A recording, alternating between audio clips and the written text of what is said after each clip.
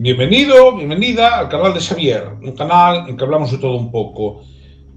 4 años y un mes después del inicio de la agresión, de la guerra de agresión que inició el régimen de Putin contra Ucrania, el frente de guerra se mantiene más o menos estabilizado, con algunas escaramuzas puntuales de ambas partes, pero no podemos hablar de un riesgo de colapso inminente. Ha habido movimientos, hemos tenido al señor del pelo naranja, bueno, haciendo lo que mejor sabe hacer, que es mal meter en todo lo que tenga que ver con Ucrania, y un gobierno ucraniano que intenta, como le resulta posible, tener los insumos necesarios para afrontar el conflicto bélico. Por otra parte, una Europa que sigue sin tener claro cuál tendría que ser su cometido. Para hablar del contexto, pues tengo hoy a una persona, hombre, que algo sabe de Ucrania, entre otras cosas, porque escribió y coordinó un libro, que es Juan Carlos Pérez. Muy buenas, Juan Carlos. Buenas, buena tarde, Rachaldeón. Bien. Cierto es que el tema de Ucrania es algo complejo, a pesar de que llevamos algo más de 4 años viviendo con él, en una situación de guerra en la que la guerra realmente no empezó en 2022, sino podríamos situarla en 2014, cuando aparecieron unos hombrecillos verdes en Crimea y hubo una situación respecto del Donbass. Cierto es que la gente se suele fijar en el mapa y en una situación de combates como si la línea estuviera trazada respecto de que de aquí estarían los rusos, de allí estarían los ucranianos, cuando ha habido más de una vez en donde, sobre todo, ha sucedido respecto de ucranianos que se quedaban detrás de las líneas. Cierto es que esto recientemente ha habido una bolsa en Kupiansk, en donde se han situado una serie de rusos, pero esa bolsa fue limpiada. Pero en el caso de los ucranianos, luego nos encontraríamos con que han sido huesos duros de roer, ya sea en Pokrovsk, ya sea bueno, es una unidad como Sloviansk Kramatorsk, Pokrovsk Migrograd, sería como una unidad. Esto pasó en tiempos en Bakhmut, pasó en Savizar, ha pasado en otros lugares a la hora de que ucranianos que estaban en la parte de atrás del frente, pues luego la cosa ha sido bastante complicada y compleja. Cierto es que estaría Rusia ocupando menos del 20% del territorio, pero es que esta guerra nunca ha sido una guerra sobre el terreno, es decir, nunca ha sido una guerra para conquistar territorio. La guerra era por la negación plausible de la identidad nacional ucraniana, respecto de la negación de la existencia de un país independiente en Ucrania, como de la práctica, ya lo ha hecho del año 2020 en adelante en Belarus, con aquella fake elección en la que realmente ganó Tijanovskaya, con la mala suerte de que no se puede probar. No como pasó, como tú sabes perfectamente, el día 28 de julio de 2024, en donde sabemos perfectamente, no porque lo diga María Corina ni los comanditos, sino porque se puede verificar respecto de las actas, cuando a la salida de los colegios, a la salida de las mesas, se cantó de viva voz, y eso se podía verificar luego con las actas que cada formación tenía respecto de lo que había salido de las aulas. En Belarus no se puede hacer eso, y simplemente tenemos el hecho de que Lukashenko normalmente hace este tipo de asertos.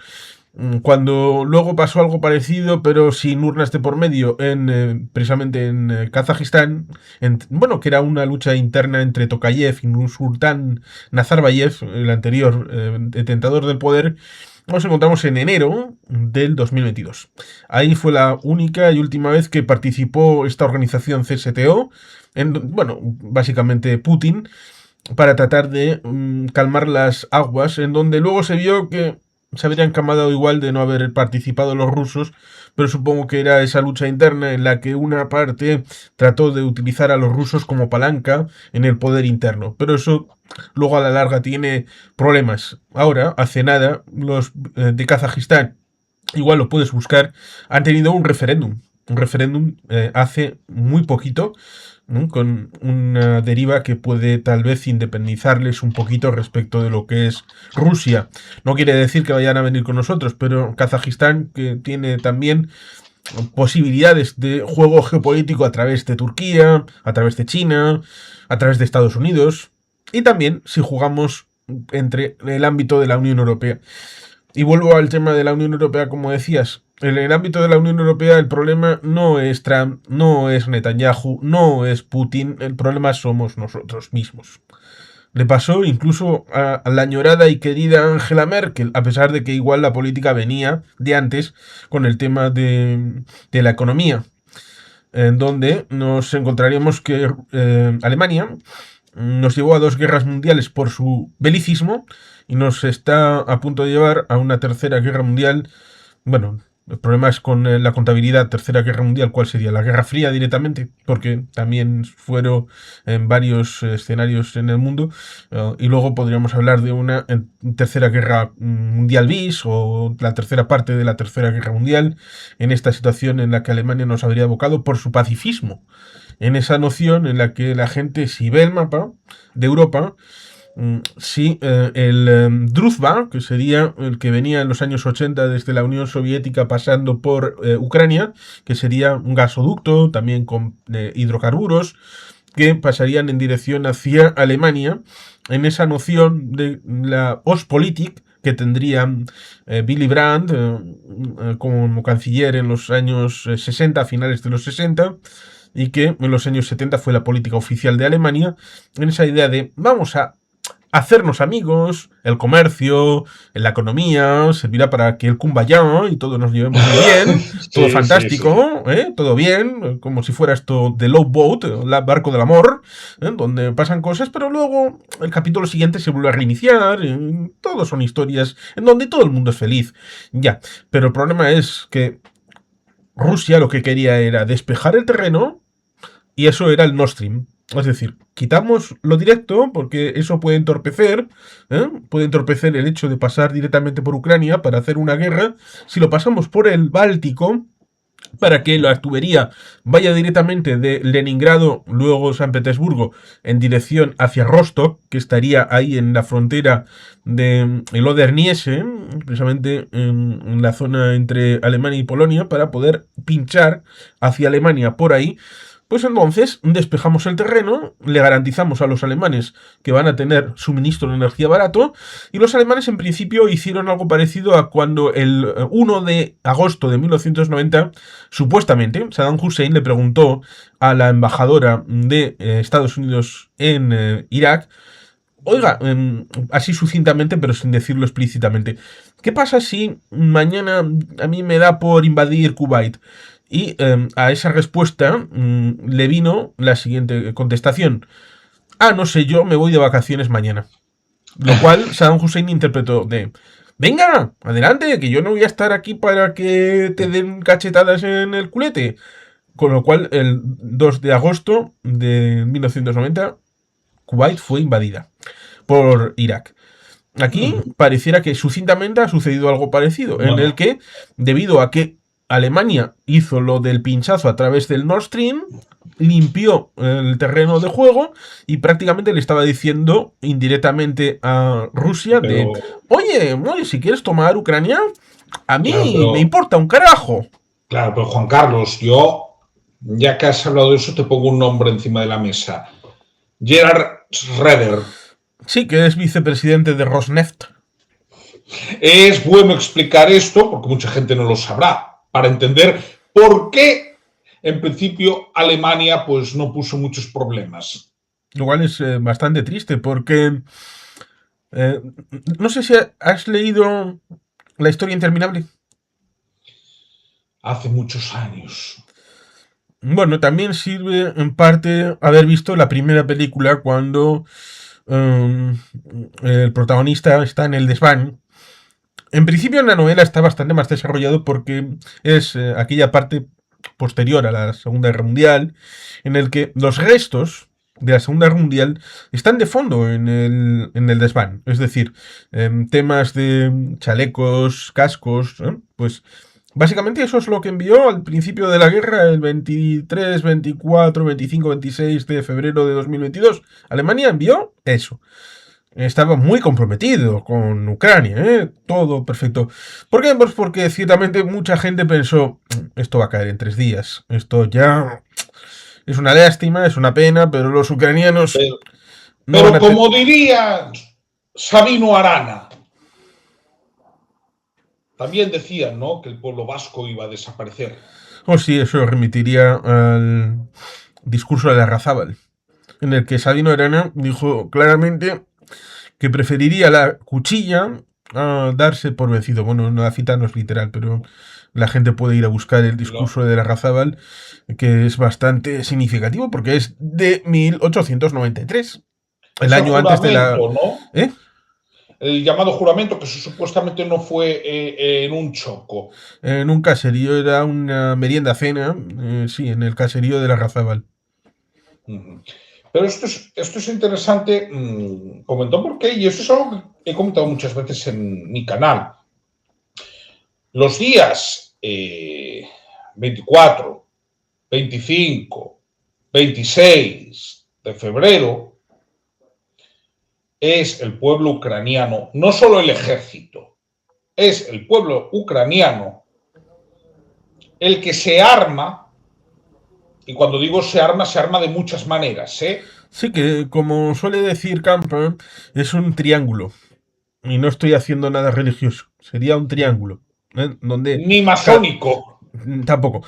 Mm, Cada uno de los vértices sería una cosa distinta. Sería la combinación de 3 elementos: el pueblo, el gobierno y el ejército. Si actúan unidos los tres, eso equivale a algo que es irrompible a la hora de la seguridad y la defensa de un pueblo. Lo digo porque, por ejemplo, se ve claramente en el asedio de Kiev. ¿De Sí, que acuerdo? intentaron bajar, curiosamente, pasando por Belarus, pasando Es por que, la área de Chernóbil, lo claro, es cual que ya aquí en es el mapa te arriesgado. lo pone. Sí, por la zona de exclusión tuvieron que pasar. Sí, exactamente, entraron por ahí y, curiosamente, poniendo una policía por delante, casi como si fueran los antidisturbios, pensando que con esa columna de decenas de kilómetros, que era larguísima, lo cual resulta curioso porque mencioné la guerra en Irak del año 90-91, bueno, sobre todo el ámbito de 91, deberían de haber tenido en mente la carretera de la muerte. La carretera de la muerte fue cuando desocuparon Kuwait, la vuelta de los convoyes en dirección hacia Irak, y fue como el tiro al pato, porque era una columna tan grande que la aviación de Estados Unidos hizo lo que quiso. Aquí nos encontraríamos con algo parecido, queriendo penetrar en dirección hacia Kiev, haciendo repetición de lo que fue el asalto del 79 sobre Kabul, pero también con reminiscencias respecto de lo de Praga del año 68 y lo de Budapest del año 56. Parece que el manual estaba ahí para ser utilizado, pero los ucranianos fueron muy duros en el aeropuerto Antonov de Hostomel, no lograron tomarlo los rusos y no sirvió de base para reaprovisionamiento y ocupación para ir desde ahí en dirección hacia Kiev. Y la brigada, es decir, la columna que bajaba por el área de exclusión, era la que en teoría iba a servir de conexión con la unidad que estaba en el aeropuerto Antonov de Hostomel a la hora de ocupar el país, descabezarlo, país títere. Y en ese momento fue cuando le ofrecieron a Volodymyr Zelensky: aquí tiene usted un avión para las personas que le importan, puede venir usted, puede organizar un gobierno en el exilio. Y dijo no, no, no, no. Si hay que morir, se muere en Ucrania. Sí, bueno, es que realmente esa apuesta al todo o nada es la que ha mantenido la independencia del país. Luego, quiero recordar que a estas columnas les dio tiempo de perpetrar la masacre de Bucha, por la que esperemos algún día Sí, eso, juzguen a los bueno, eso fue responsables. posterior. Eso fue posterior y que fue en paralelo su conocimiento respecto de las conversaciones que se llevaron a cabo en Turquía. Y los... hombre, Emiliano. Buenas, Emiliano. Buenas Creo tardes. que Putin pensaba que el ejército ucraniano actuaría como en 2014. ¿Es posible? Tal vez. Que pensara como alguien pudiera llegar a pensar... A ver, Emiliano, tú sabes perfectamente que lo que voy a decir es real. Los últimos 20 años, y podríamos extenderlo a 22 años, a un muchacho que tú conoces, ¿cómo se llamaría? Un tal José María Aznar López, creo que lo conoce la gente, ¿verdad? Un muchacho que Algo sí, dejó el algo poder sí. en abril, mayo del año 2004. Fue el último que invirtió más o menos decentemente en defensa en España. El último.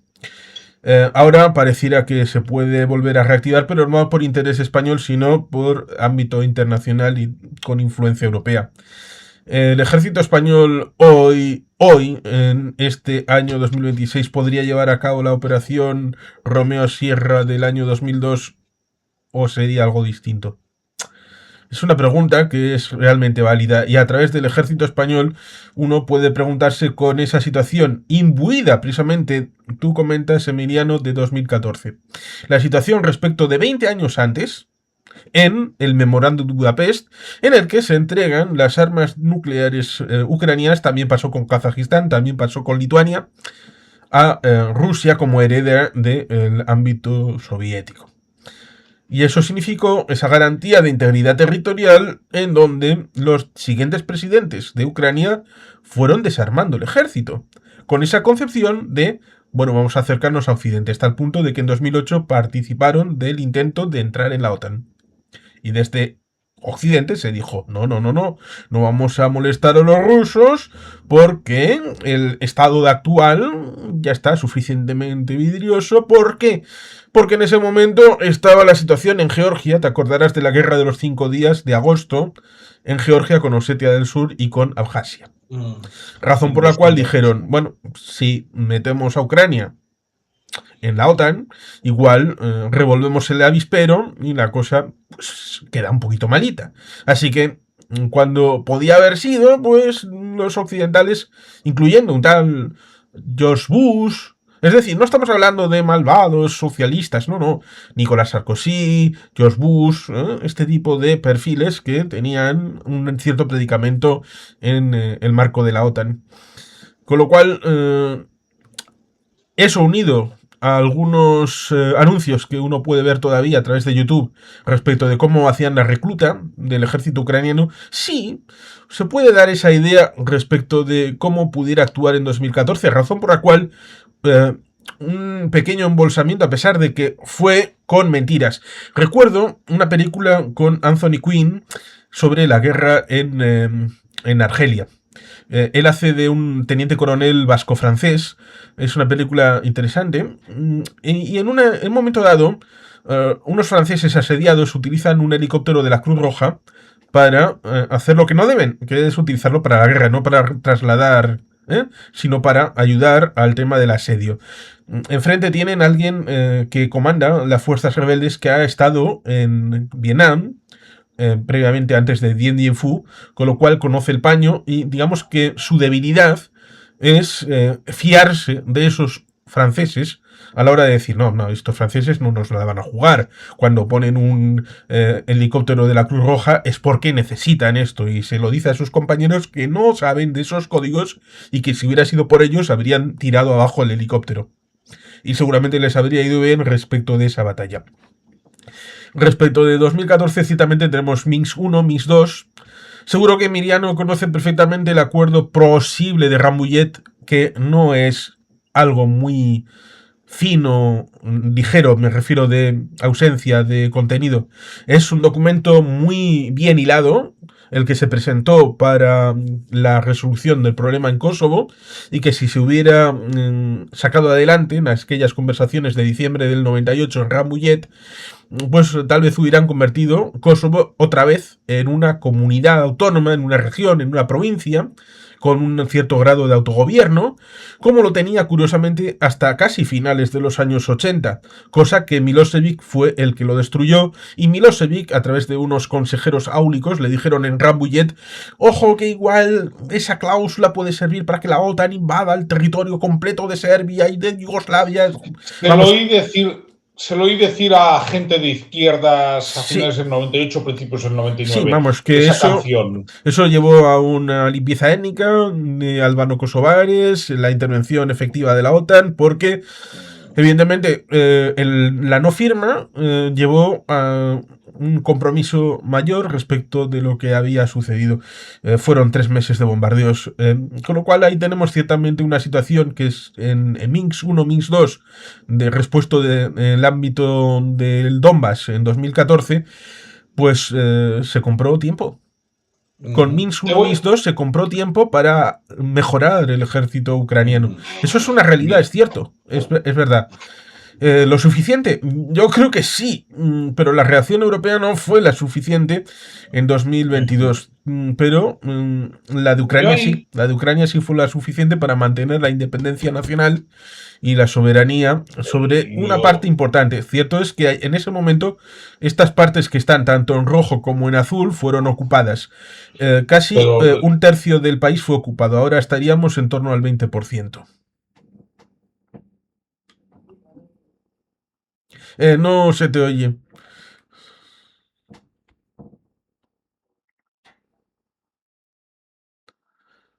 Yo no he sido, no ha sido Emiliano. Vladimir, Vladimir, ¿qué haces desde el Kremlin? ¿Le estás quitando la voz a Xavier? No se te oye. O por lo menos yo no te oigo.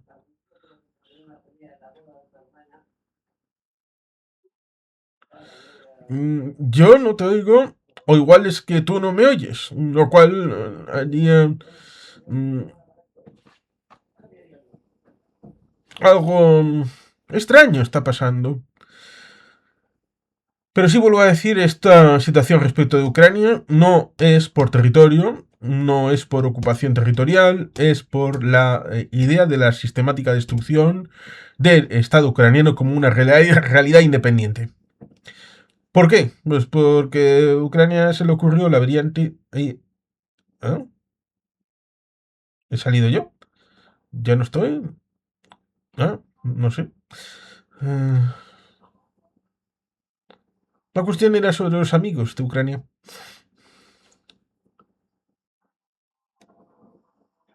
A ver si se te oye o no se te oye. No, no te oigo.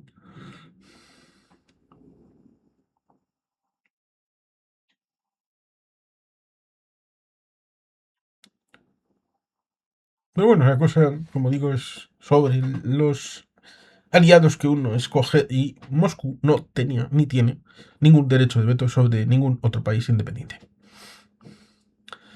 A ver si se resuelve esto.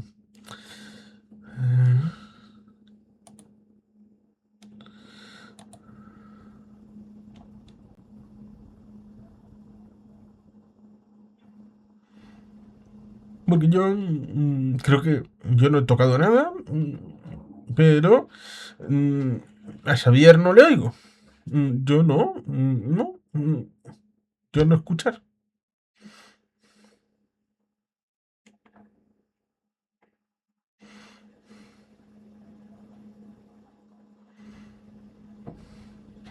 Me he quedado con el canal de Xavier. Bueno, hemos dado un golpe de estado. Saludos a todos. Mm,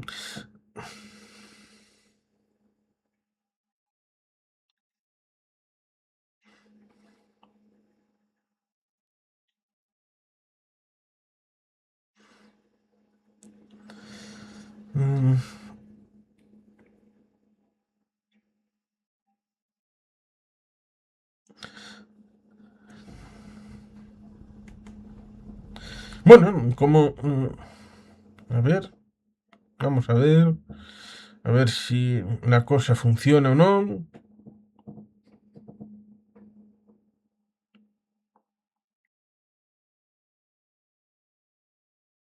Pero estábamos con el tema de Ucrania, que no sé si aquí los espectadores me estaríais escuchando. En caso de que sí, eh, podéis dejar un comentario. Mm, pero bueno, ciertamente, esta es una situación, parece que extraña, sobrevenida, más allá de la multiplicidad aquí, de dos Xavier Gandía.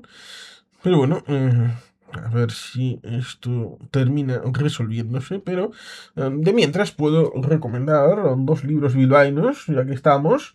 Como sería en esto, de Bilbao, ahí va la hostia, un bonito libro para conocer un Bilbao chilene y simpático. ¿Mm? Y para conocer un poquito cosas que fueron de Bilbao, pero que ya no están, aquí habría un libro que se llama Bilbao desaparecido, con unas cuantas fotos acerca de edificios, situaciones urbanísticas de el Bilbao que se nos fue. Dado que mm, cualquier lugar del mundo sería los extrarradios de Bilbao, bueno, pues conocer el centro de Bilbao, pues no está mal, ¿no? También tiene su interés. Vamos a esperar con buena voluntad el hecho de que pueda resolverse esta situación. No sé, como digo, resulta extraña. Mm, Pero a ver. eh, Porque en principio estamos en el aire. No, estamos en el aire. Y, pero bueno, vamos a intentar enseñar alguna cuestión más allá de recomendar el libro, que ha mencionado Xavier, que sacamos publicado en Amazon en febrero, precisamente para el segundo aniversario, para en torno al 24 de febrero de 2024. Se llama Guerra en Ucrania. Y está disponible en Amazon, lo podéis encontrar relativamente fácil. Con poner guerra en Ucrania y luego, bueno, pues el nombre de un servidor, a pesar de que hay bastantes colaboradores: Mariano López de Miguel, Rubén Villamor, Domingo Cáceres, Oscar Maragaño. Hay varios que han estado participando en el libro cuando fue publicado en febrero del año 2024. Aparentemente está Sergio Sanzo por aquí, pero no le veo ni a Xavier ni a Sergio, lo cual ciertamente, bueno, pues no sé, yo estoy aquí solito. Lo cual resulta sorprendente porque normalmente el restream es satánico conmigo, no es cariñoso conmigo, pero en este momento estaría aquí, pues yo solito, aquí en el restream. eh, pero bueno, vamos a hacer otro enlace. Vamos a saltar de este a otro. Así sin red.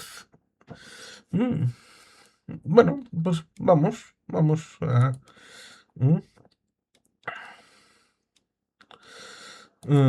pues iremos poco a poco a tratar de ir a ese otro enlace en el que, bueno, pues como digo, nos encontraríamos con el tema de Ucrania, donde hay una resistencia, hay un patriotismo, hay un liderazgo y el ámbito político es casi tan importante como el ámbito militar. Um, es multifactorial.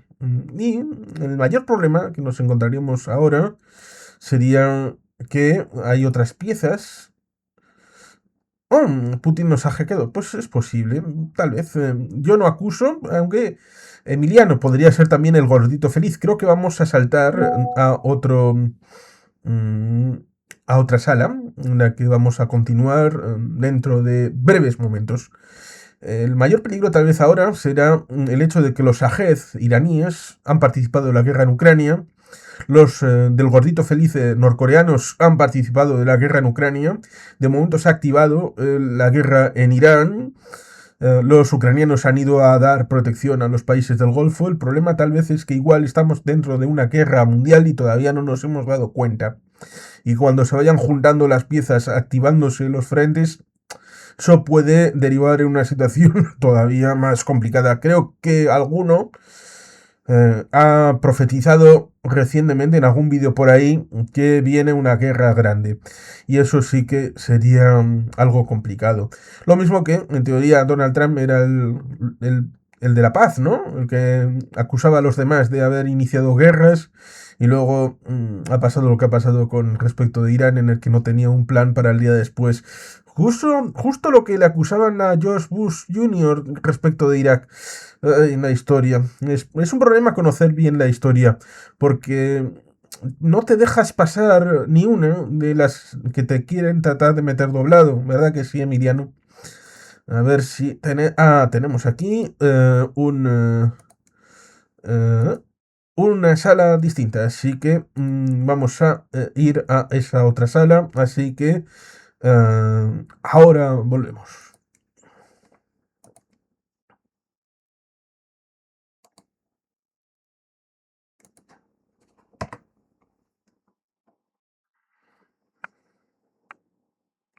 Y transitando, vamos caminando.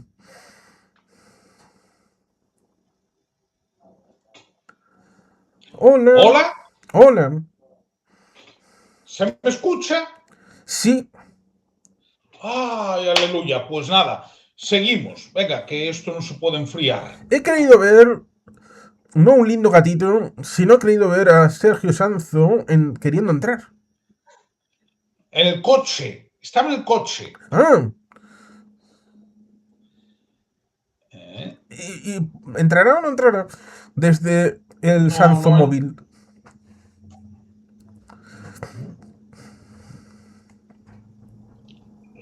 En principio debería. No, porque va al homenaje de un amigo. Lo que pasa es que, claro, me lo dijo como sobrevenido. Vale, pues saludarnos a Emiliano, que creo que sigue estando por ahí, porque creo que el vivo, el directo sigue teniendo el mismo enlace, ¿no? A la hora de ser visualizado. Sí, lo que voy a hacer es cerrar el otro, ¿vale? Que este aún no se cerró. Pero bueno, nos seguirá viendo, así que Emiliano, seguimos por aquí. A pesar de que hemos salteado de un paquebote a otro. Pero bueno, ciertamente comentaba lo último respecto de mis temores acerca de que igual estamos en una guerra mundial y todavía no lo sabemos, respecto de la participación del gordito feliz en... Ahora. Bueno. Cuando quieras. Saludos a todos, porque continuamos, a pesar de que en el programa, cuando esté resubido en mi canal, habrá un hilo de continuidad y no habrá discontinuidades, pero igual, ahora que nos estáis viendo en el vivo, habrá habido alguna discontinuidad. Decía al final, antes de que, bueno, cuando estaba un poquito yo solito, divagando un poquito respecto de la situación, que igual podríamos pensar que estaríamos en una guerra mundial, tal vez, y que todavía no lo sabemos respecto de la participación del gordito feliz con soldados y con armamento, el acercamiento a Rusia cuando a comienzos de siglo le estaban denigrando y le estaban insultando al régimen norcoreano como lo que es un régimen tiránico, despreciable, que tuvo su periodo especial, a pesar de que, como comentó Sergio Sanz precisamente, la diferencia respecto de Cuba, respecto de Corea del Norte, en el que Corea del Norte, mal que bien, ha sabido pulsar algunas teclas a la hora de generar algo parecido a algún tipo de economía, aunque no sea una economía de industria como la tenía entre 1950 y 1975, sino ir trapicheando con las zonas grises, una flota fantasma, el tema del hackeo, criptomonedas, tratar de utilizar la mano de obra esclava, este tipo de cosas. Y luego, evidentemente, la participación de Irán a través de los Ajed, a través de otro tipo de armamento que han participado en la guerra en Ucrania. Y ahora tenemos la vuelta respecto de lo que pasa en los países del Golfo con la guerra en Irán, en donde, bueno, pues todos hemos estado viendo que Zelensky se ha movido, Ucrania se mueve, a la hora de decirles: oiga, usted está sufriendo como yo he sufrido durante estos 4 años las armas iraníes que en mi caso han sido vendidas a los rusos o cedidas o trapicheadas con los rusos y me están atacando mis instalaciones civiles y están atacando mis ciudades. Ahora les atacan a ustedes. ¿Ah, sí? Bueno, yo tengo 4 años de experiencia de cómo tratar de evitar eso. ¿Quiere mi ayuda? Bueno, entonces usted se me desapega un poquito del Putin y entonces nosotros podemos ser amigos. Eso sí, luego igual me echa una mano para que yo siga teniendo un país. Lo mismo que usted quiere seguir teniendo el suyo, ¿verdad? Bueno, pues esto es diplomacia y poder blando. Claro. A mí me gustaría preguntarte algo, Juan Carlos. Vamos a ver. Aquí vemos en el mapa, más o menos actualizado a día de hoy, 27 de marzo de Sí, 2026. porque últimamente ha habido algún que otro momento y lugar en el frente en el que ha habido recuperación territorial por parte de Ucrania. En la zona de Dnipropetrovsk, bueno, pues bueno, habían penetrado las tropas rusas un poquito en ese oblast. Han recuperado casi todo el territorio que había sido ocupado en ese oblast. En la zona cercana a Chasillar, los ucranianos se han vuelto a acercar, lo cual Chasillar está cerca de Bakhmut, que fue una batalla que desfondó a Wagner. Prigozhin estuvo bastante cabreado. En buena medida, la consecuencia de Bakhmut fue aquella Wagnerada, como tildó Campa. Es decir, el frente está continuamente activo, pero también bastante situado. Vamos, que no hay grandes avances, por más de que en los últimos días y semanas parece que Ucrania ha recuperado unos cientos de kilómetros cuadrados que a Rusia le llevó meses ocupar. Otra cosa es el hecho de que todavía el corredor terrestre estaría más o menos ahí, pero también estaría la situación respecto de que habría un colchón de 10-15 kilómetros para un lado y para otro, que sería zona gris. Es decir, que podríamos hablar que la línea es tal o cual, no, del todo no, y que son muy pocos los soldados en comparación con otras guerras que pudieran haber tenido frente los que estarían cubriendo. Por ejemplo, estaríamos hablando de 10 personas por cada kilómetro de media a la hora de introducir el tema de los drones de todo tipo.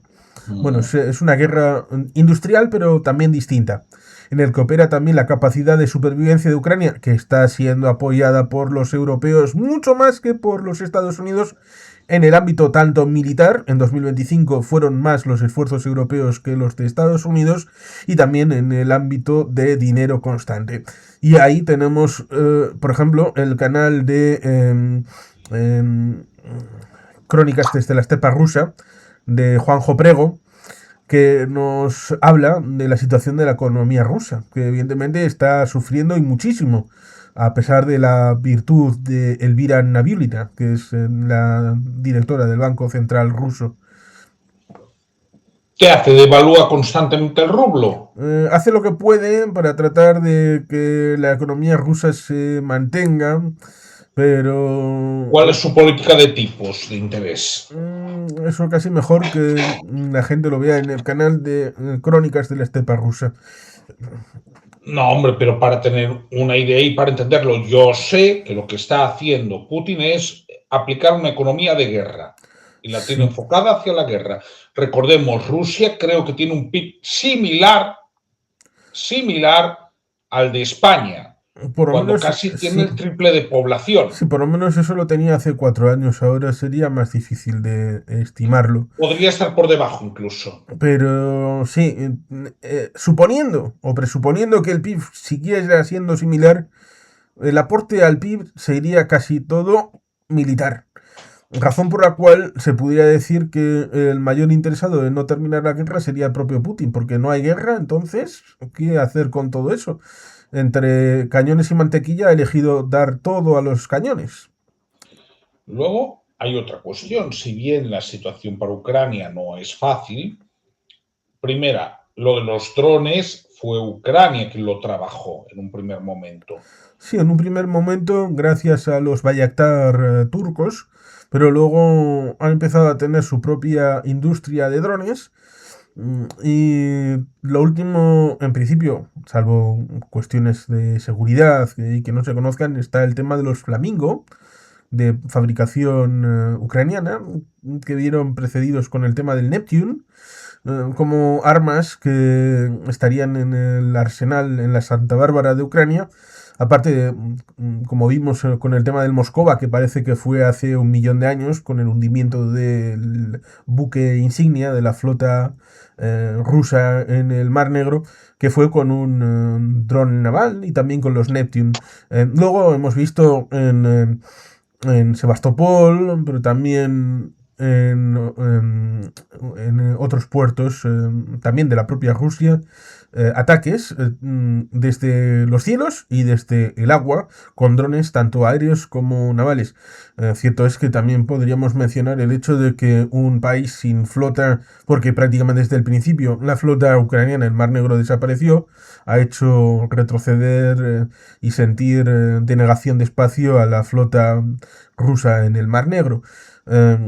Y las operaciones dentro de Rusia, como hace relativamente poco, me refiero a horas, la operación en la zona del Báltico, un poquito hacia el norte de San Petersburgo.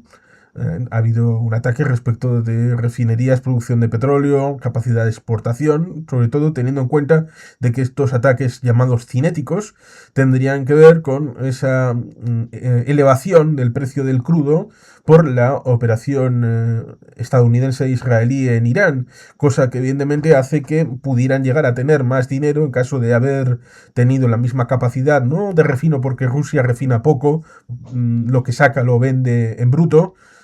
Querían la oligarquía, que era amiga de Putin, quería gas cuanto antes mejor, y ese dinero luego la mayor parte lo invertían, como te puedes imaginar, en las casas en Occidente, una casita en Monte Carlo, poder llevar a los niños a Disney, a Orlando, a Florida, poder disfrutar de unos días en Londres, o comprar el Chelsea, este tipo de bonitas cosas.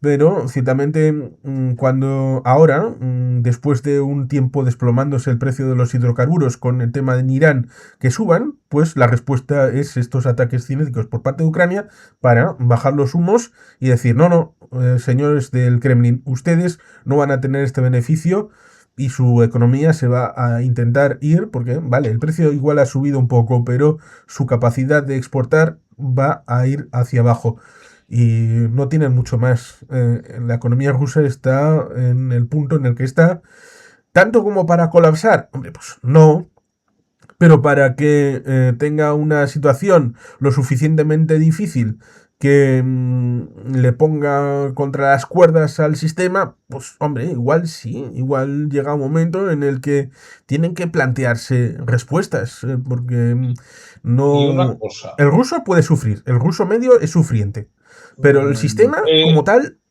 sí, sí, no, ahí podríamos hablar del background cultural que tienen los eslavos, que generalmente es fatalista, ¿no? Y esto es algo que quizás a los que venimos, bueno, iba a decir venimos cuando los vascos tenéis origen propio y hasta ahora creo que no totalmente probado, ¿no? Pero quería decir, a los que venimos en entornos latinos, y yo no tengo problema en decir latino, ¿de acuerdo? Digamos que a veces nos cuesta entenderlo, pero sí, un ruso puede tener este sentido fatalista, pero por muy fatalista que sea el background del ruso medio, la economía no entiende de eso. La economía es una ciencia y la viabilidad es una cuestión científica, racional. o aguanta o no aguanta. La URSS colapsó porque no se aguantaba Sí, económicamente. hay una cosa que me resultó divertida cuando la escuché y seguro que te hará risa como economista sobrevenido. Y es que cuando alguno decía, bueno, esta economía privada, particular, con el tema de tarifazos, impuestazos, el tema de mantener un estándar elevado de, bueno, determinados elementos de presión, significaría que bueno, pues el régimen ruso se desprenderá de esta capa de economía occidental, privada, y aflorará la economía estatal socializada y que, bueno, pues simplemente volverá la economía tradicional rusa de toda la vida, ligándola a la de la Unión Soviética, economía todo basado en lo público, salido del Kremlin, de los poderes del Estado, lo cual era, pues como decir, ¿veis? ¿Veis? Y además nos estáis haciendo un favor, porque nos estáis quitando esta capa de grasa que era sobrante, que era absurda.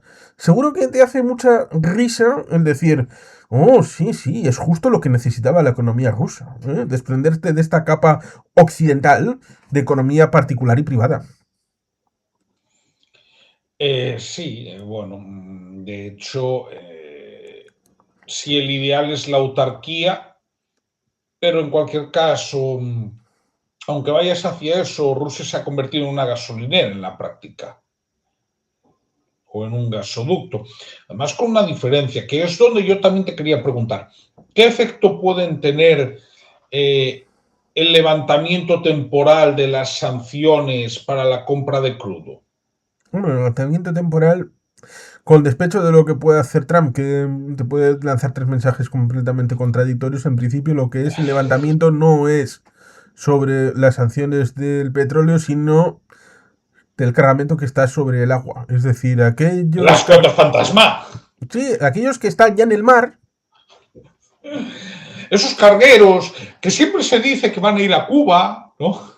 Sí, Sí, sí, sí, me lo pero conozco. no, creo que han desaparecido dos barcos por ahí que no se sabe dónde están ahora, pero en teoría iban para Cuba, pero creo que a Cuba no va a llegar, ¿eh? Ni uno, Eh, ninguno de los dos. es decir, para que nos entendamos, son para esos barcos de flota fantasma la mayoría de las veces, ¿no? Sí, pero es eso, es lo mismo que parece que han hecho respecto de Irán, de decir, ah, el petróleo que está en el barco, lo cual resulta curioso porque Irán tiene en una zona del Índico un montón de cargueros por ahí que los sacó, vete a saber con qué idea, igual con algo parecido a esto, y ahora cuando los vendan, pues le va a dar un dinerito a alguien, no sé a quién, no sé si llegará al régimen, ni le llegará a Mojtaba, que a saber si está vivo o muerto, o a los que estén controlando ahora los liderazgos de Irán. Menciono a Irán porque, claro, los designios parece que pudieran ir confluyendo respecto de la situación en cada uno de los conflictos, y eso es lo más arriesgado que pueda haber. Que, por ejemplo, el tema de Taiwán. China está en dificultades. Está en un problema bastante grave. ¿Por qué? Pues por Hormuz. tema demográfico. Está no solamente con el tema de Hormuz, con el tema de que el petróleo que sale de Irán sale fundamentalmente en dirección hacia Asia, a India, a China, a Corea del Sur, a Japón, sino por el tema de fondo, que sería el tema económico, con el problema de la política de hijo único en el que antes era obligatoria y ahora es una decisión social en la que han tratado de incentivar y los chinos les han dicho, seguimos teniendo solo un hijo, solo uno, ¿eh? ¿Por qué? Pues porque ahora uno si mira los mapas, por ejemplo, demográficos respecto de la época de la Revolución Francesa, en China la demografía subió mucho más rápido que en Occidente. ¿Mm? Vale. Y ahora está bajando mucho más rápido que en Occidente. Se está desplomando la demografía china muchísimo. Ahora dicen, no, es que Occidente se está despoblando. Sí, despoblando, vale, fantástico. Quizá Rumanía, Bulgaria, Polonia, bueno, sobre todo también Belarus, Ucrania, los países del Báltico, tienen problema demográfico. Esto Emiliano lo puede corroborar, lo sabe perfectamente porque me lo ha dicho alguna que otra vez. Pero China se está desplomando. El tema de la tasa de fertilidad se está desplomando, por supuesto, lógicamente, y eso lleva a que... Es que ya han perdido población. sí, eso es. En un año, en 2025, perdieron tanta población como la de la comunidad autónoma del País Vasco. En un año. Más Y de 2 millones de habitantes. la tendencia va a ser esa en un país que tampoco es especialmente, hombre, claro que hay extranjeros, Es pero que tampoco es un país especialmente proclive a la inmigración, sí, ¿eh? sí, no, es en tanto en esos países son refractarios a cualquier inmigración y bastante, entre comillas, a pesar de que no me gusta y creo que hay que cambiar el esquema, son racistas. Fundamental y profundamente racistas. Lo digo porque el tema de hablar de racismo implicaría el reconocimiento de la categoría de una raza y hay solamente una raza que sería la humana. Pero si asumiéramos el término racista, tú puedes encontrar algún que otro anuncio, recuerdo uno específicamente de una promoción de una lavadora en la que una chiquita china veía que venía un negro, cogía al negro, le metía en la lavadora, le echaba los productos, cerraba, se sentaba encima y luego salía un asiático perfecto y decía, el jabón maravilloso. ¿eh? Pues el jabón maravilloso convertía al negro en asiático. Y entonces era un tipo atractivo. Dime que eso no es racismo. Desde luego eso estaría prohibido en cualquier país europeo. Ah, pero los chinos era publicidad para la televisión. Los chinos van a pasar a los problemas del primer mundo sin haber sido ricos. Por el tema de Bueno, pensiones, por el tema del envejecimiento, ¿no? Y eso es un problema pero, bastante grave. Juan Lo, Carlos, eso pasa en todos los países comunistas. Le pasa a Rusia también. Le pasa a por eso Cuba. decía respecto de ahora que tienen algún tipo de posibilidad, una ventana de oportunidad de ahora o nunca, puede ser bastante gravoso a la hora de decir, si hay que tomar Taiwán, igual más tarde ya será imposible. A pesar de que la última purga que hizo respecto a las Fuerzas Armadas fue porque el elemento militar le dijo a Xi Jinping, sí, presidente, no podemos tomar Taiwán a las bravas. Y por eso les ha despedido. De aquí el que manda soy yo. Mira, es que nos dice ahora Emiliano, comenta Emiliano que eso más que racis es mal gusto. Hombre, Emiliano, vamos a ver, yo sabes qué pasa, yo entiendo que esto es subjetivo, ¿no? Pero tú imagínate que ya montaron un pollo aquí por la canción del Colacao, ¿te acuerdas? Yo soy aquel negrito del África tropical y no quedaba mal, Y por ¿de los acuerdo? conguitos. Claro, es decir, por mucho menos, por canciones que yo he cantado de niño y tengo más o menos la misma edad que Juan Carlos. Sí. Yo soy del 82 y tú eres del 83. Por eso digo, tú, Emiliano, y tú sabes a qué se ha liado por eso. Hombre, tú imagínate por un momento que a alguien se le ocurriera hacer esto en España o en cualquier país de Europa Occidental que no sea de Europa Occidental, es decir, no en dictaduras bananeras. Quiero decir, yo ya sé que esto es subjetivo, pero claro, yo no sé dónde tienen la gracia para la publicidad, honestamente. Y fíjate, yo tengo aquí, me gustaría que me hablaras de cierto acuerdo al que ha llegado hoy el presidente Zelensky, de acuerdo, con Arabia Saudí, ¿de acuerdo? Sí, esto es poder blando. Bien. Esto es diplomacia, es saber situarte en el escenario, pero con ese background respecto de ojo cuidado, no respecto de Zelensky, sino respecto de los hacedores del conflicto, de decir, ojo cuidado, porque si lo llevamos muy lejos, pues igual las piezas se pueden interconectar como se fueron interconectando lo que sucedía en el Pacífico respecto a lo que sucedía en Europa, lo que sucedía en el norte de África, y al final aquello lo acabamos llamando Segunda Guerra Mundial. Seguro que si nos retrocedemos al día 1 de septiembre del año 39 y siguientes, en todo el mes de septiembre, creo que en ningún periódico, bueno, es demasiado pretencioso decir en ninguno, por lo menos el 80% de los periódicos de septiembre del año 39 seguro que no encontraremos referencia a estallado la Segunda Guerra Mundial. seguro que ninguno de todos esos, del 80%, igual alguno, un 10-20%, igual ya eran preclaros y dijeron, estamos al comienzo de la Segunda Guerra Mundial y además llamándolo así. Pero seguro que no tenían la conciencia de, estamos al inicio de la Segunda Guerra Mundial. Pero cuando terminó, sí, ya sabíamos de, ojo, cuidado, porque hemos vivido la Segunda Contienda Mundial. Y esto es palabras mayores. Pero fue después del periodo. Ahora, si las piezas se fueran a unir, estaríamos en una situación complicada y compleja. ¿Por qué? Pues porque en el ámbito de Ucrania han sufrido, a través de los Shaheds y otros elementos de guerra iraníes, porque Rusia no daba de sí, no tenía suficiente armamento como para hacer su guerrita contra los ucranianos, suministrados sí, también a través de Occidente, países occidentales, países de la OTAN, que al final, acabaron suministrando armamento. Ahora, a través de la compra de europeos a Estados Unidos, cosa que eleva el hecho de que el mayor aporte, tanto financiero como armamentístico, a Ucrania sea de los países europeos. ¿Esto qué significado tiene? Pues que evidentemente cuando los israelíes y los estadounidenses se han puesto a darle pues cosas ahí a los iraníes, darle pal pelo, pues nos encontramos con que los iraníes, en la idea de internacionalizar el conflicto, pues les han intentado dar a todos los que han podido, a los iraquíes, a los cubaitíes, a los de Qatar, a los de Emiratos Árabes, a los de Omán, que es como la Suiza de Oriente Medio, quiere ser neutral en todo, y además fue el último lugar donde estuvieron las últimas negociaciones antes de el inicio de las hostilidades, y también Arabia Saudí.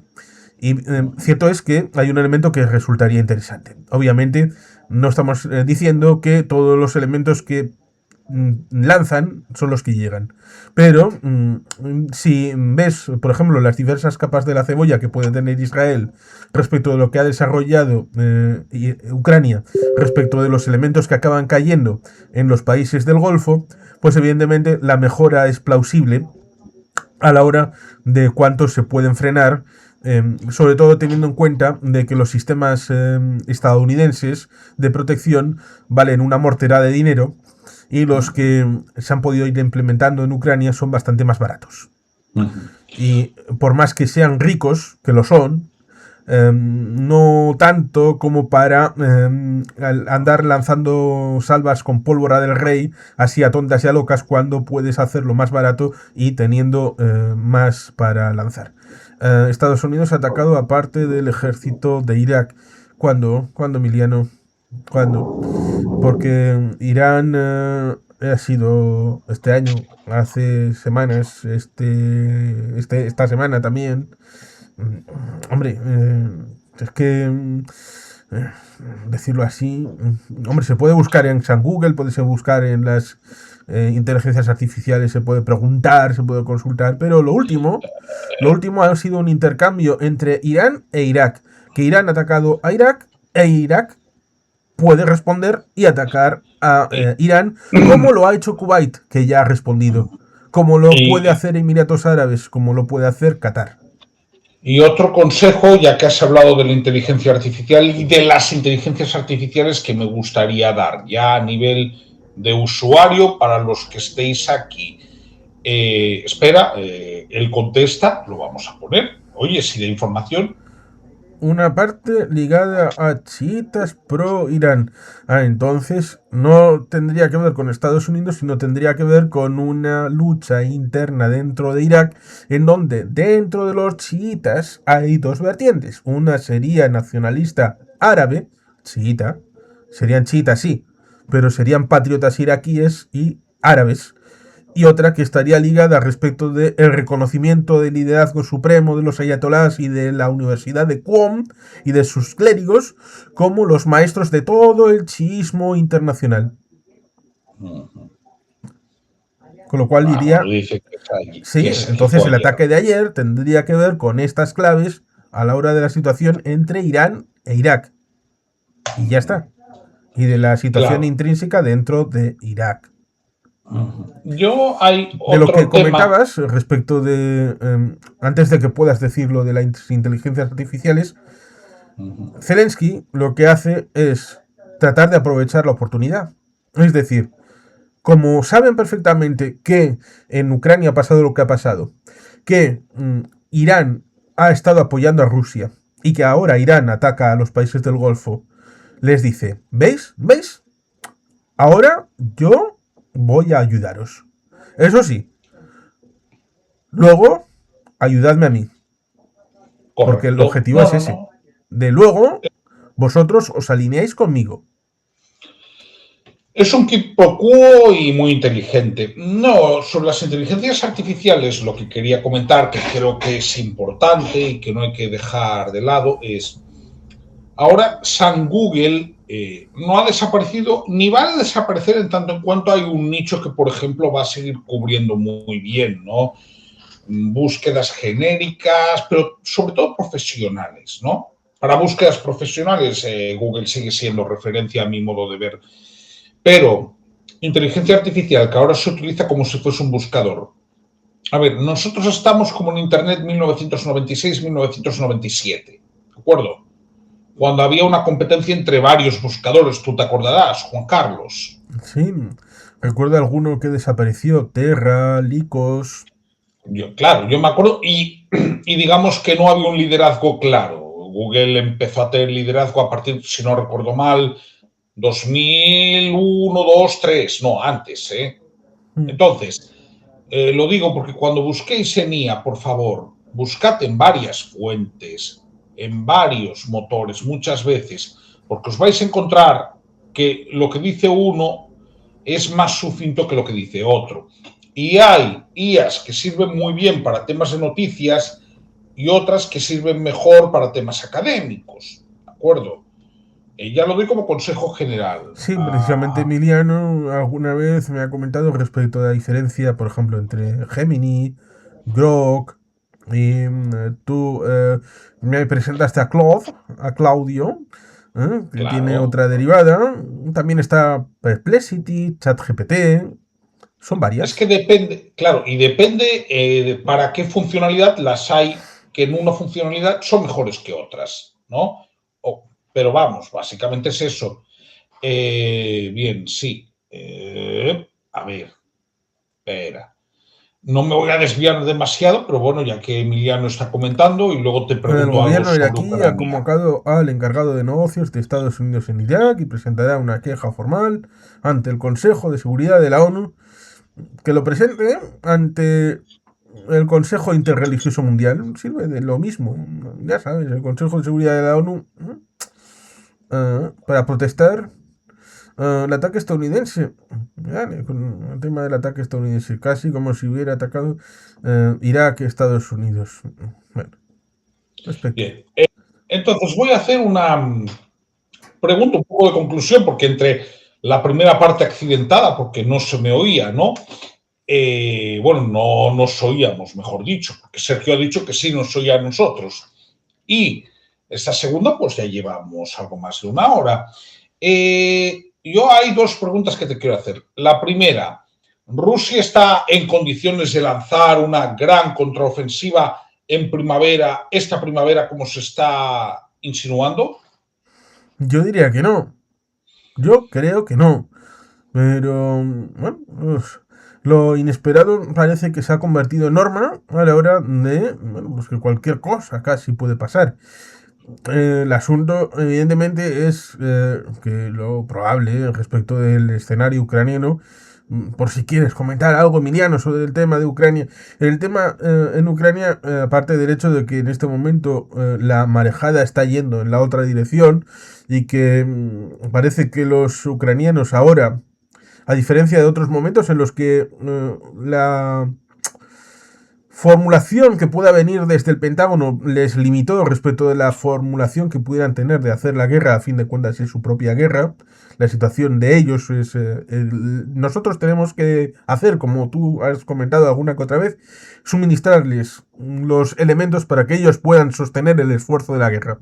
Pero la guerra, ellos saben perfectamente cuál es el frente, cómo es, porque no puedes decirles, como les dijeron hace unos años, tenéis que hacer un ataque, y claro, les estaban diciendo cómo lo harían ellos, cómo harían la guerra respecto de Estados Unidos.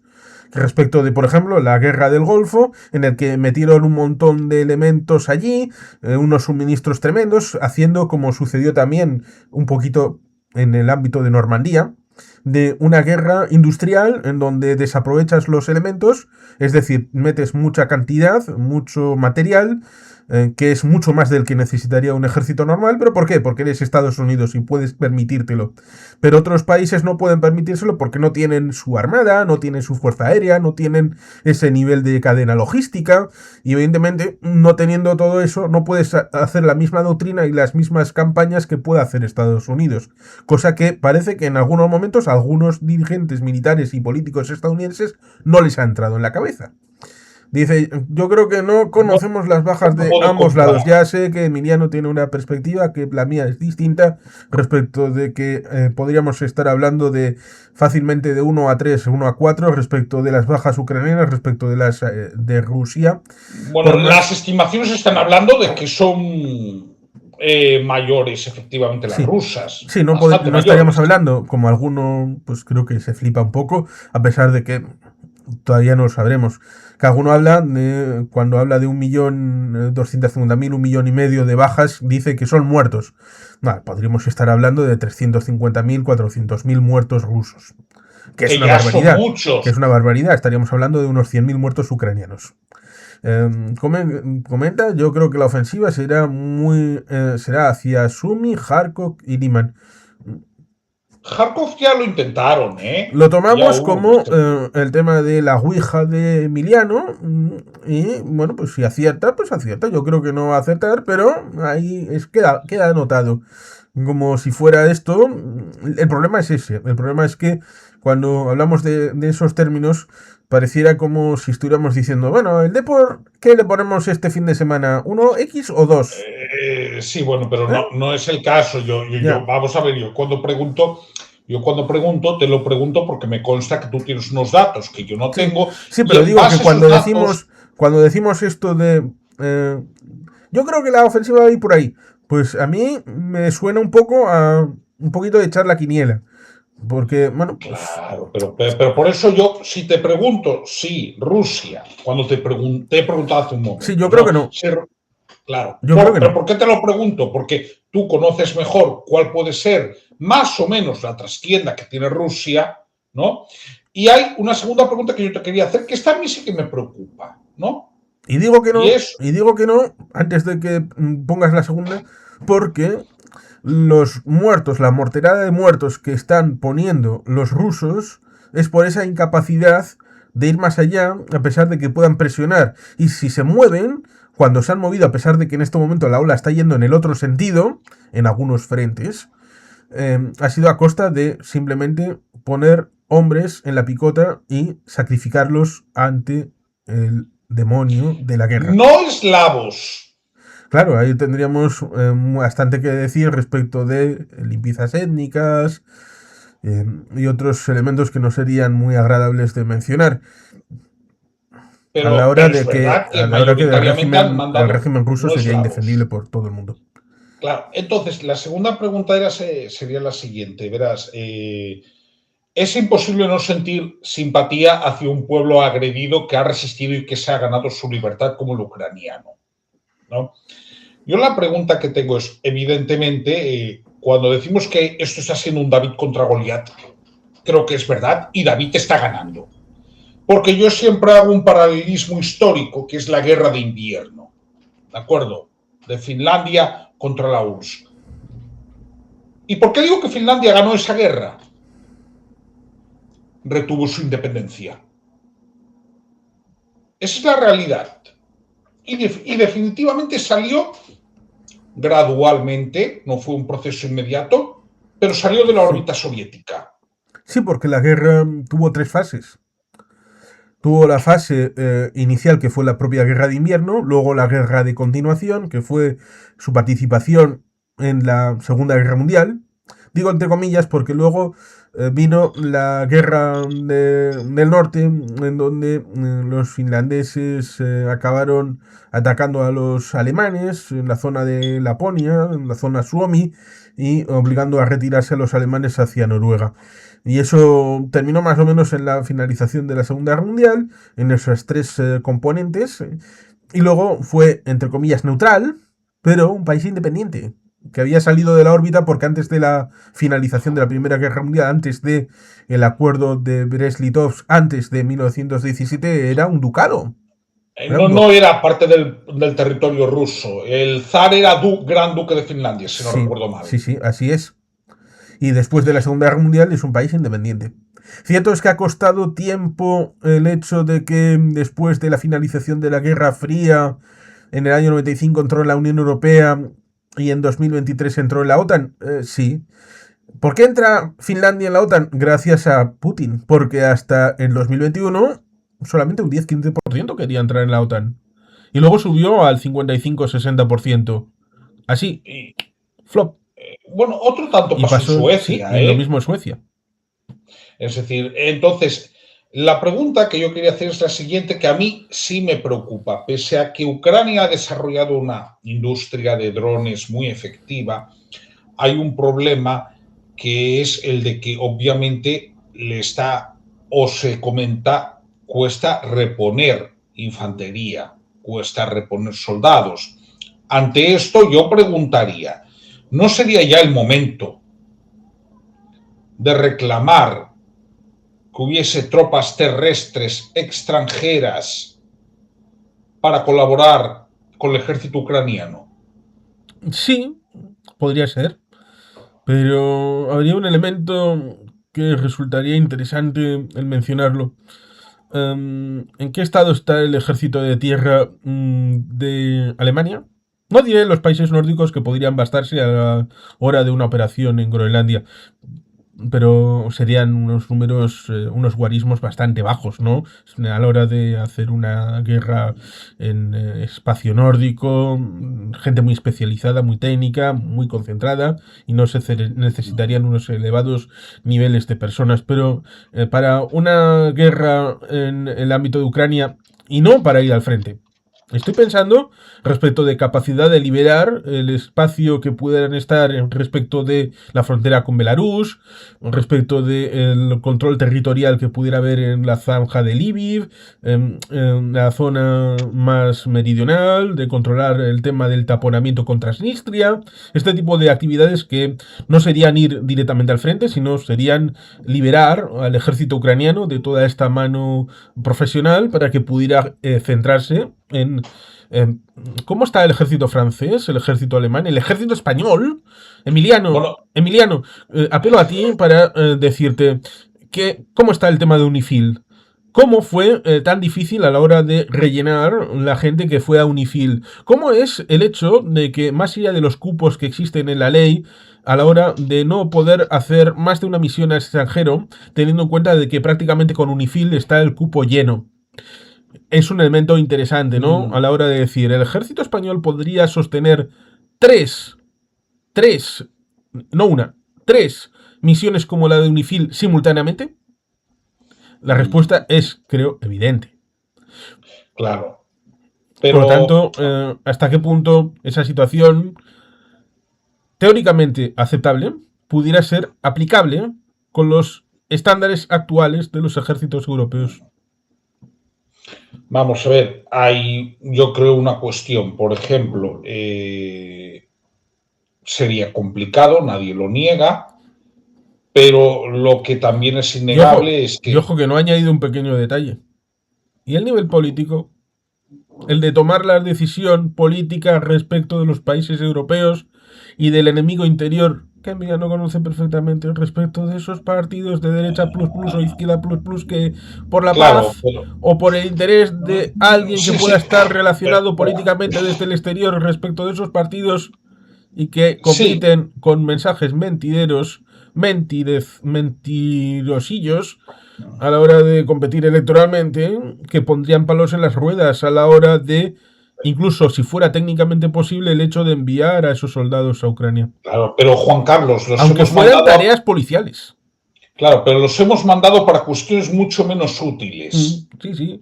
Y luego además sí. hay una cuestión. ¿Qué dirías para aquellos que dicen que en Ucrania no nos jugamos nada y que no es nuestra guerra? Pues diría lo mismo que ha comentado Sadir Ormaechea, presidente de la Fundación Equialde desde hace muchos años. La lucha geopolítica hace que el principio de el presidente de la Comisión Europea, ¿cómo era? Siempre me atasco con el muchacho y eso que hizo grande a Europa de nuevo. ¿De cuál hablas? El ¿Del presidente de los francés? años, sí, el presidente Jacques francés. Delors. Exacto, Jacques Delors, cuando le plantearon la idea ampliación o integración, y dijo las dos, con la idea de vamos a meter a nuestra zona, porque pudiera estar en duda respecto de la situación del centro-este, desde los Bálticos, Polonia, Rumanía, Bulgaria, pero especialmente Chequia, Eslovaquia, la idea de si los metemos, igual les podemos meter en el sistema eurooccidental. Si no les metemos, igual luego vendrá Rusia y les volverá a intentar comer la cabeza o reclamarlos, cosa que... Y eso, pues algunos teóricos de la geopolítica, como por ejemplo lo pone Francisco García Campa en su libro Un mundo convulso en la parte inicial, Mackinder, Mahan, pero también podríamos mencionar a Karl Haushofer, hablando de geopolítica en el ámbito germánico, pues tendríamos ahí una situación creo que interesante a la hora de, vale, Delors vio claro la geopolítica y metió a todos esos países, pero había dos países que estaban fuera de la definición. Uno era Belarus y el otro era Ucrania, que tenían esa situación disfuncional. Cierto es que, y esto hay que decirlo, Yanukovych, que fue el que da el golpe en 2010, y digo que da el golpe más allá de que pudiera haber ganado las elecciones, cosa que sería en este ámbito secundario, luego da el golpe porque cambia la Constitución por decreto y la decisión de la Rada Suprema de la elección del primer ministro, del ministro de Defensa y del ministro de Interior lo asume desde la presidencia, directamente. Y eso, creo que en mi pueblo y en el tuyo, es un golpe de Estado. Inconstitucional. Pues esa situación en la que, aún así, Yanukovych era favorable a la integración en la Unión Europea y que solamente la llamada en 2013 de oiga usted, ¿qué demonios está para firmar un acuerdo de asociación con la Unión Europea? Le pongo 9.000 millones de euros y usted no lo firma, pero se lo pongo hoy, se lo pongo encima de la mesa. Y usted mañana por la mañana, no se acerca de eso que estaba Georgia, Armenia, Azerbaiyán, Belarus para firmar. El que se retira es Ucrania. Moldavia también estaba para firmar. Y el que se retira es Ucrania en 2013. Y es por eso, porque el pueblo se levanta y dice, oye, que nosotros queremos el ámbito europeo, usted hasta ayer también quería el ámbito europeo y montan el Euromaidan. Por lo tanto, esas situaciones están de fondo. Ellos quieren ser europeos. Pero en un momento dado, en 2008, nosotros le dijimos, frena. En 2004, frena. En 2013 no podíamos decirles, frena. Sería la tercera, cuarta, quinta, sexta vez diciéndoles, oiga, ustedes que quieren ser europeos, nosotros es que no lo vemos. No. Debemos de ser conscientes de que el proyecto europeo sirve para la unidad de los pueblos en Europa. Y si los pueblos de Europa quieren integrarse, quieren sumarse a ese proyecto, nosotros debemos de ser solidarios como lo fuimos con el resto de países que han ido integrando la comunidad europea. Y eso significa que es nuestra batalla, es nuestra lucha. Porque, ¿qué mensaje le daríamos a los demás países que pudieran ser parte de la familia europea si con Ucrania lo dejáramos ir y marchar? Todos esos países que todavía no están dentro del apartado equivalente del artículo 5 que está dentro del ámbito de la Unión Europea, les estaríamos diciendo a los países agresores, podéis agredirles siempre y cuando no hayan culminado el proceso de integración, porque en ese momento nosotros nos desentenderemos y nos quedaremos dentro de nuestras murallas a esperar a que los asalten como pudieron asaltar los bárbaros Roma antes de terminar con el imperio de Roma occidental en el 476 con Rómulo Augustulo. Ese es el deseo de algunos, atrincherarse detrás de las murallas y esperar a que vengan los émulos de Odoacro a que nos saquen del sopor y el castillo se caiga como naipes? Pues evidentemente mi respuesta es que no.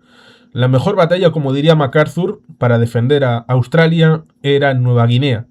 Y la mejor manera de defender a Europa en este momento es en Ucrania. Correcto. Pues Juan Carlos, te agradezco esta más de hora y cuarto, un tanto accidentada, pero luego lo hemos podido arreglar, ¿no?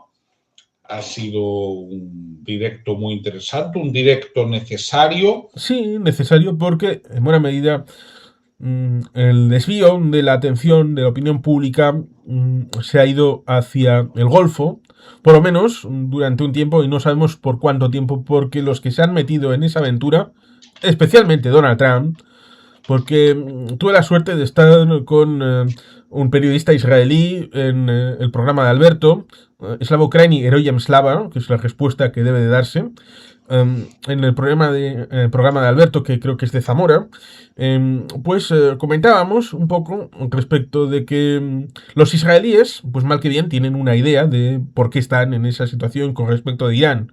Tienen unos objetivos más o menos claros, pero el hombre naranja entró pensando, esto dura un fin de semana, lo tengo arreglado, todo perfecto, y curiosamente no tiene un plan para el día después. No tiene ningún plan, no tiene nada formalizado. ¿Desde cuándo los tiene? Esa es una buena pregunta. Para los defensores del hombre naranja, que respondan ellos. Yo, el 1 de agosto de 2016, tengo un texto en el que le meto el dedito en el ojete. Así que yo hace pues unos 9 años, casi 10 años. Casi 10 años que no me pueden pillar en esa de que sea fan de este tipo.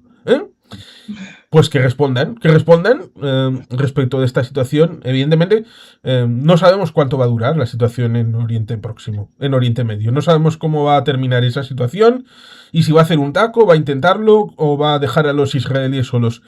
Pero eso no debe dejarnos el hecho de, como tú haces en tu canal, respecto de Cuba, de Venezuela, manteniendo la presión, manteniendo la información, manteniendo el foco respecto de Venezuela, a pesar de que, bueno, pues ya no tenga el mismo brío informativo, pero es importante porque es un asunto de fondo que debe de conocerse y reconocerse, lo mismo que respecto de Cuba, también Nicaragua es un elemento importante, pues todos los elementos en donde están en juego los derechos humanos, la Declaración Universal de los Derechos Humanos en sus 30 artículos, es un elemento importante. Y Ucrania es asunto nuestro, es asunto europeo. Y es responsabilidad nuestra el ponerlo en el foco, a pesar de que esté fuera de foco. Totalmente de acuerdo. Reitero mi agradecimiento, Juan Carlos. Si bien no hago con tanta frecuencia directos ucranianos, sí los vamos a hacer cuando haya motivo para hacerlo, y si no lo hay informativo, también como recordatorio. Y bueno, lo dicho, muchas gracias y acabamos diciendo Slava Ukraini. Heroyam Slava.